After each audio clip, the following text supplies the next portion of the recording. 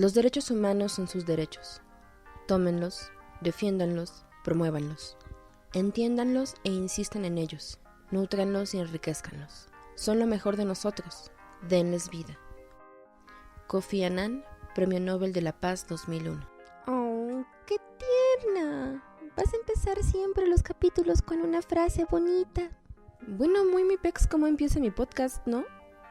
La siguiente vez te voy a hacer cantar una canción para que dejes de molestarme. ¿Yo qué culpa tengo? Para que aprendas a no meterte contigo misma, soquete. Ahorita vas a ver quién es un soquete. Ven acá. No, espérate, en la cara no. Esto es Némesis. ¿Están listos?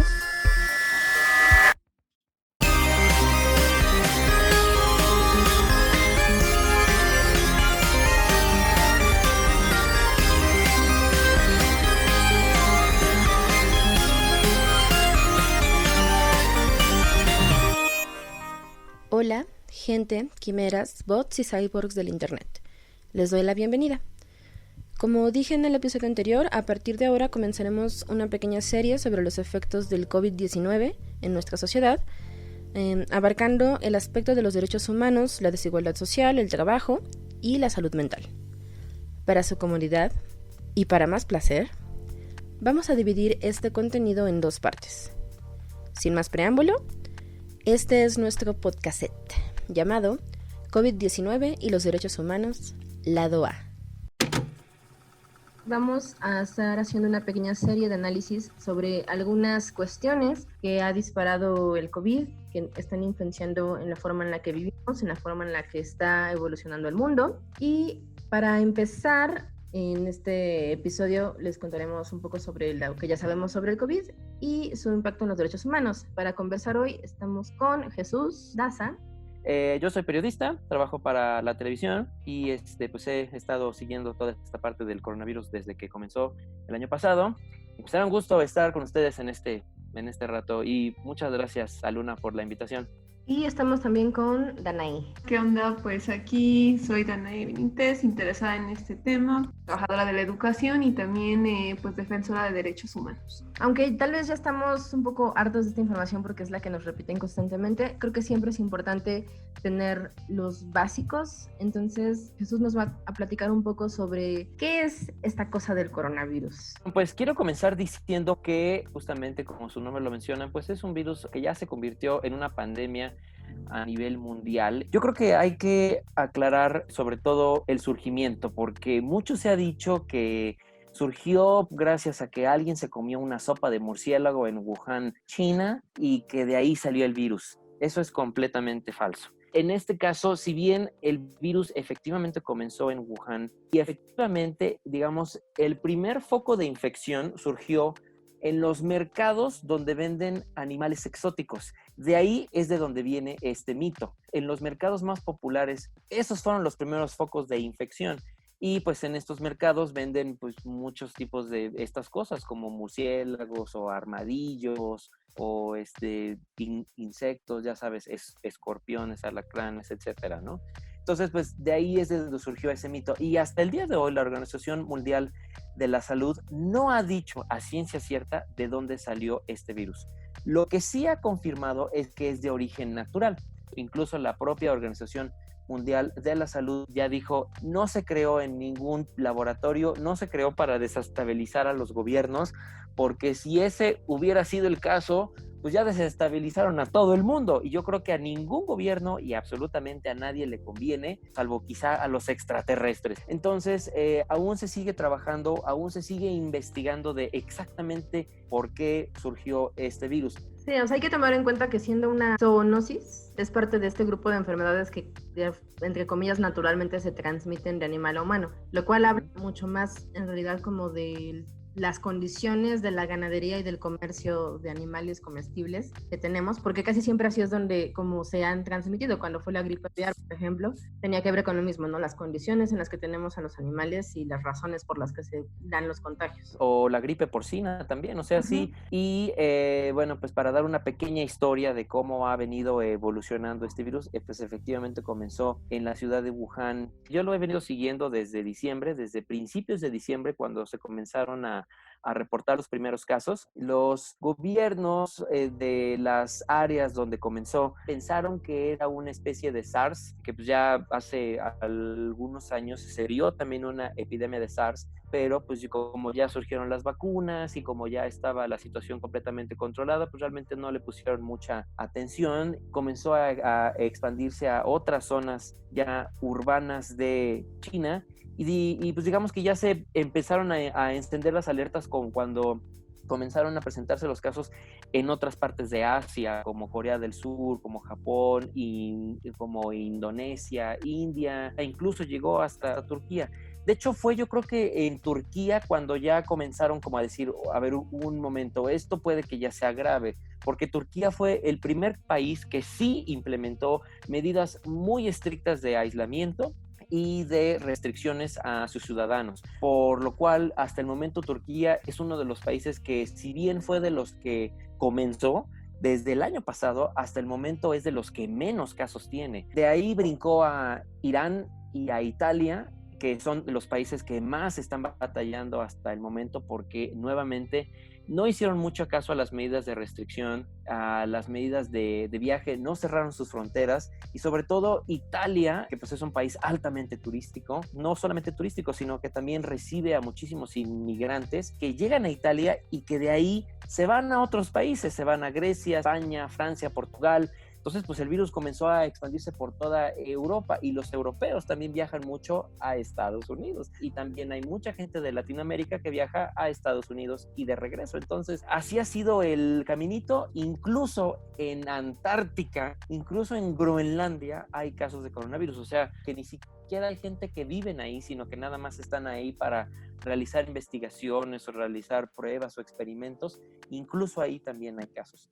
Hasta el momento hay 3.582.469 casos, más de 3,5 millones de casos en todo el mundo, y hay más de 251,000 muertos. Hay algunos países que ya están empezando a superar esta crisis, como es China, Corea del Sur y Japón, que ya los casos están disminuyendo. Y si bien ya estos países han estado empezando a bajar la curva, no es para que ya celebren, no es para que ya levanten todas las medidas, porque los especialistas de la Organización Mundial de la Salud pues han pronosticado que este virus puede que siga presente incluso hasta el 2022.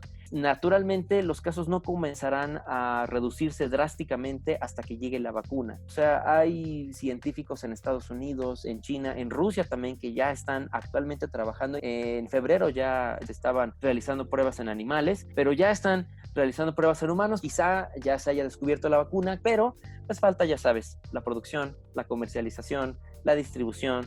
Y para eso, pues yo creo que sería, la Organización Mundial de la Salud dice que el mundo tendrá las vacunas disponibles para los primeros países, naturalmente los más desarrollados, como Estados Unidos, Inglaterra, España, Francia, etcétera, cuando menos para fin de año. Entonces, pues para México nos espera quizá hasta el año que viene.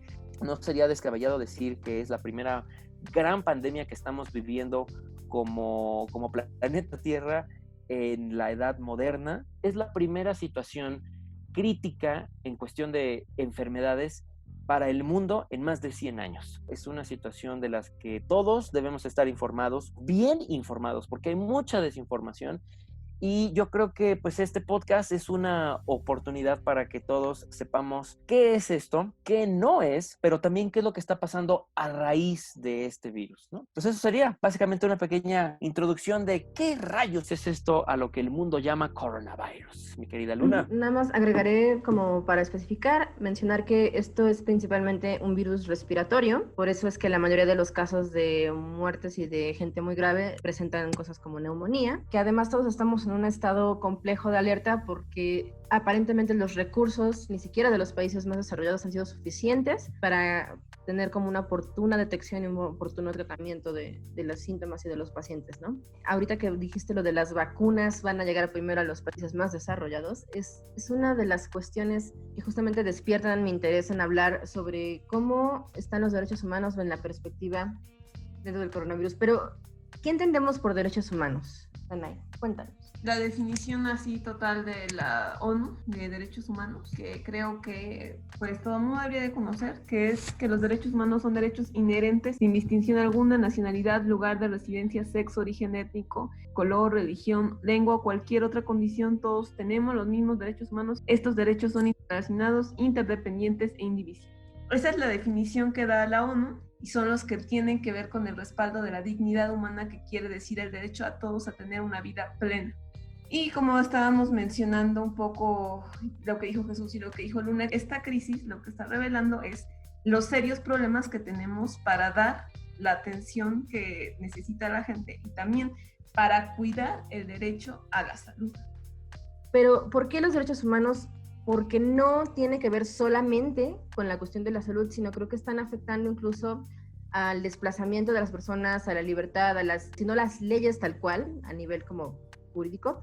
Por lo menos sí, esta reglamentación que va a empezar a ver sobre el cuerpo y sobre la convivencia, que ya está empezando a existir, de que las personas estamos dispuestas a ceder un poco de nuestra libertad, siempre y cuando estemos protegidos. Y entonces incluso tenemos como que gobiernos como China que han logrado reducir drásticamente la cantidad de contagios y muertes que tienen, pero también hablamos de que China es una población que sacó aplicaciones y tiene reconocimiento facial y tiene un sistema de vigilancia muy profundo de sus pobladores. Creo que esa parte y el cómo se han implementado ciertas medidas de prevención en los países también influyen en cómo se ha ido desarrollando esto.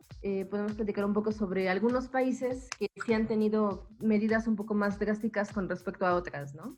Pues como lo mencionaba también hace rato, Turquía fue de los primeros países que implementó medidas súper drásticas. Allí, por ejemplo, pues básicamente se le pidió a la gente que no saliera de sus casas y hasta incluso hubo algunas ciudades en las que había también toque de queda, que no podían salir después de cierta hora. Yo creo que lo que más ayudó a esta situación fue la presencia militar en las calles, porque si bien no había ninguna amenaza o ninguna imposición de cárcel o de multas para quienes violaran este tipo de restricciones, sí era, digamos, como un aliciente. Creo que la pura presencia militar en las calles fue lo que orilló a que la gente dijera, no, pues sí, mejor nos vamos a quedar en casa, ¿no? También por allí, en la ciudad de Wuhan, China, fue que surgieron también por allí algunos videos en algunas redes sociales, sobre todo Twitter, pues mostraban también a las camionetas militares con bocinas diciéndole a la gente que se quedaba en sus casas, y ahí sí con amenaza de que fueran encarcelados o de que les impusieran multas. Yo honestamente dudo de la veracidad de estos videos, porque en China no hay las mismas redes sociales que tenemos aquí, o sea, no existe Twitter, no existe Facebook, ellos mismos tienen sus propias redes sociales, por lo cual cualquier información que venga de China y que provenga de nuestras propias redes sociales, honestamente yo la pongo en duda.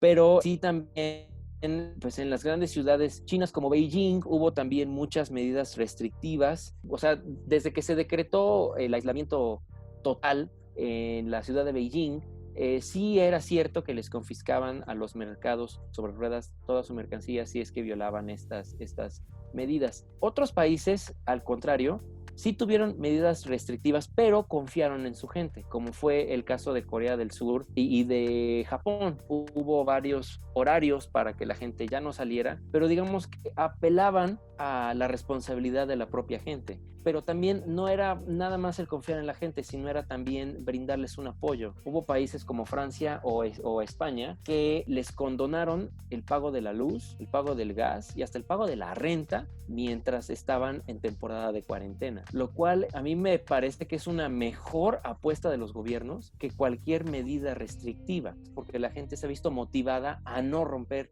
la cuarentena, no por amenaza, sino por motivación. Interesantemente, del otro lado del charco, creo que sí influye mucho las economías que tenemos y las mentalidades que tenemos. En Latinoamérica, sí es cierto que hay muchos países, como México, incluso como Argentina, que han tenido más una confianza como en su población, pero también tenemos muchos otros países que sí han entrado en modalidades mucho más restrictivas y que además en realidad sus acciones han sido tomadas pensando en su reputación política, que realmente en un pensamiento como voz de la gente, de beneficiar a las personas, de evitar que la gente se enferme y se muera. Entonces tienes los casos, por ejemplo, de Chile, que fue bastante conveniente que pudieran meter a todos en cuarentena, porque estaban ahorita las protestas bastante fuertes en contra del gobierno. Entonces, pues el 18 de marzo ponen un toque de queda, y este miedo hace que te olvides un poco de lo que estaba pasando. Y, por ejemplo, también tienes países como Bolivia, que incluso al cerrar fronteras dejaron a varios bolivianos afuera, entre ellos bastante mujeres embarazadas, y esto incluso fue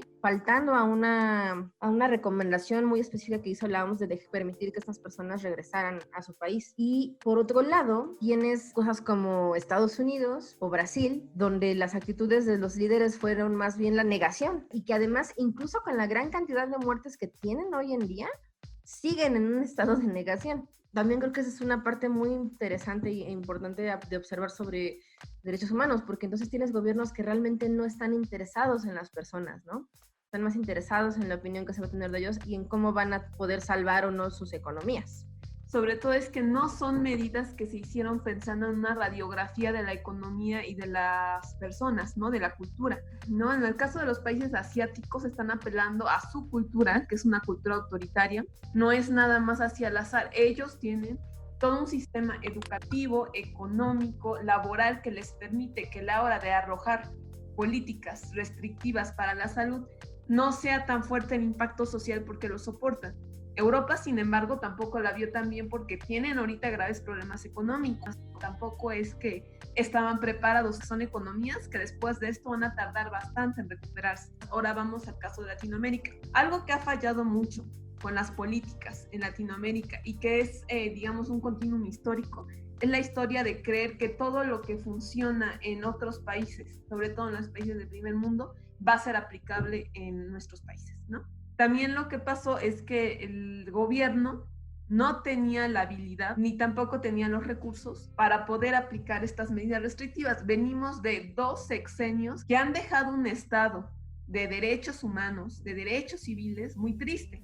También hay que pensar esto a nivel como de trauma, ¿no? Cuando tú le dices a una población agredida constantemente por sus gobiernos, enciérrate, estás metiendo una psicosis colectiva. Bueno, queridos podcast escuchas, gracias por llegar hasta aquí. Esta ha sido la primera parte de nuestro primer tema. Por favor, acompáñenme en el siguiente episodio para darle play al lado B.